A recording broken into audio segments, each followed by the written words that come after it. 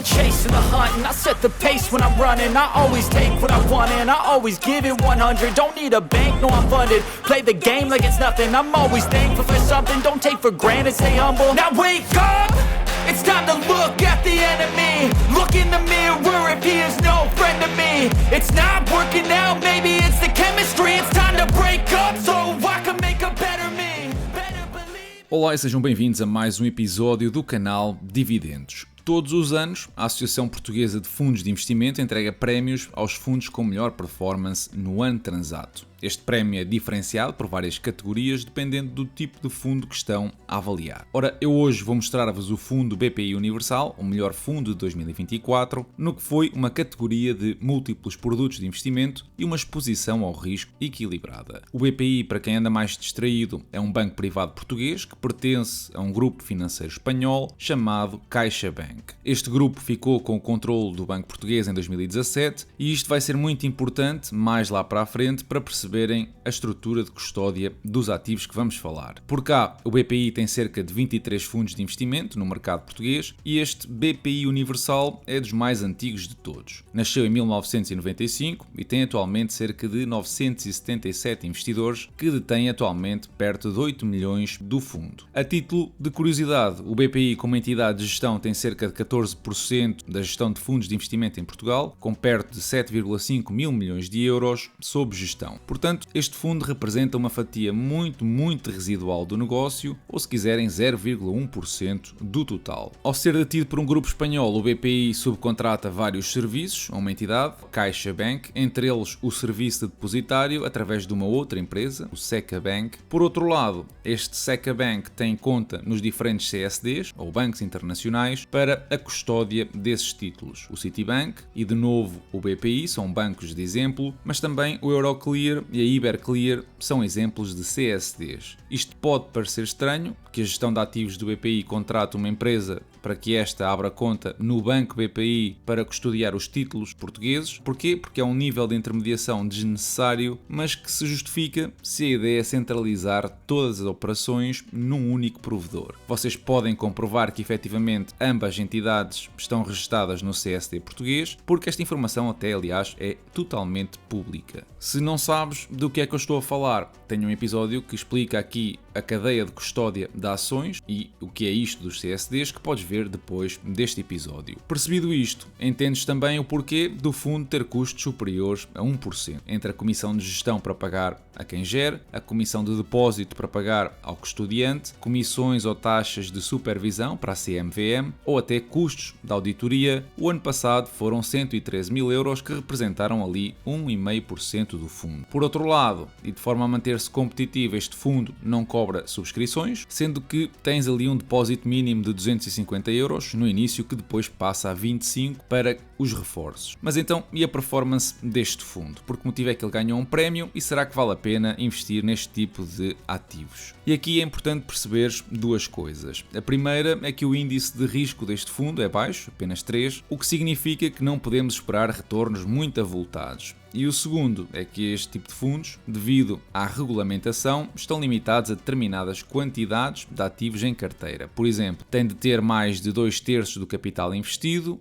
um mínimo de 40% em ações, não pode ter mais de 50% investido em ações de empresas de mercados emergentes, não pode investir mais de 10% do capital numa única empresa ou entidade. Enfim, existem uma panóplia de regras e de leis que limitam também a ação de quem gera. Ainda assim, nos últimos anos, o fundo superou um retorno anual de 5%, nada mal para quem deseja bater a inflação. O problema é que, se alargarmos este intervalo até 2000, em 25 anos, o fundo retornou 1% ao ano. Aqui sim, um verdadeiro desastre no longo prazo. Mas mais uma vez, isto depende muito do intervalo que nós escolhemos. Eu medi desde o pico da bolha.com até ao dia de hoje. Se o investidor tivesse a boa sorte de conseguir entrar no fundo por aí em 2003, até ao dia de hoje, então a rentabilidade anual seria superior a 4%. Agora bem, quais são os ativos do fundo neste momento? E se repararem, há cada vez menos fundos a investir em ações individuais. O que os fundos fazem normalmente é investir em ETFs ou outros fundos para assim ter uma base diversificada e ganhar exposição às diferentes classes de ativos.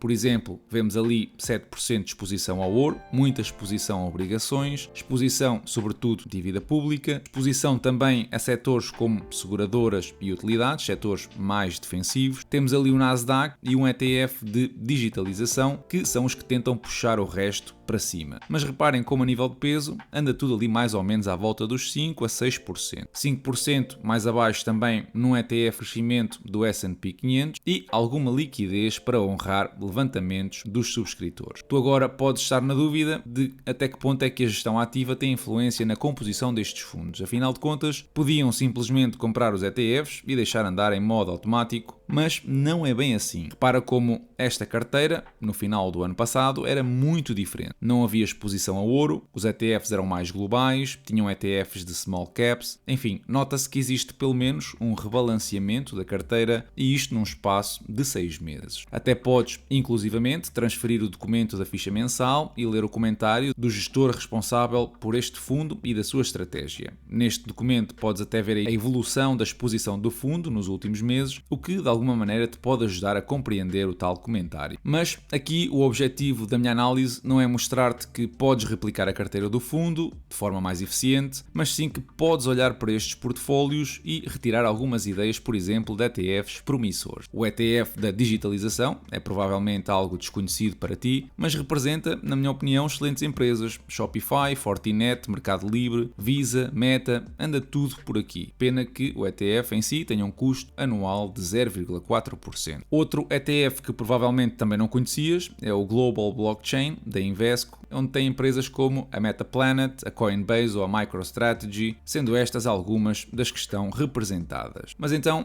é ou não o fundo uma boa opção? Bom, nada melhor do que olhar para os diferentes cenários que o BPI traça e perceber o teu intervalo de tolerância. Eu relembro que estes são cenários hipotéticos e o facto de estarem traçados não significa que aconteçam, mas são bons para ter uma referência do que é que tu podes esperar. Em condições normais, como eu te mostrei, o retorno a médio ou longo prazo, digamos, a mais de 5 anos, podemos esperar algo entre os 0,5% a 4,5% ao ano, vimos isso há pouco. Qualquer performance fora deste intervalo normal, digamos um cenário ou muito favorável ou muito desfavorável, o que aliás o banco chama de stress, poderiam apresentar retornos anuais entre os menos 8%, o que seria um desastre, ou quase 7%, que não é nada mau para um fundo com categoria de risco 3. Pessoalmente, eu não invisto nestes fundos, mas para quem tem um perfil de investidor diferente, fica aqui a dica, não só deste, mas de como é que deves analisar um fundo desta natureza, como é que podes aceder aos documentos e a informação neles contida, porque está tudo disponível na página dos mesmos. Se quiseres contratar este fundo, por exemplo, ele está disponível em vários balcões, como o Banco BS, do BPI ou os outros que eu ressaltei aqui na imagem. De qualquer maneira, se gostaste desta análise e queres ver aplicada a mesma a outro fundo da lista, ou outro fundo qualquer, deixa-me saber o mesmo na caixa de comentários.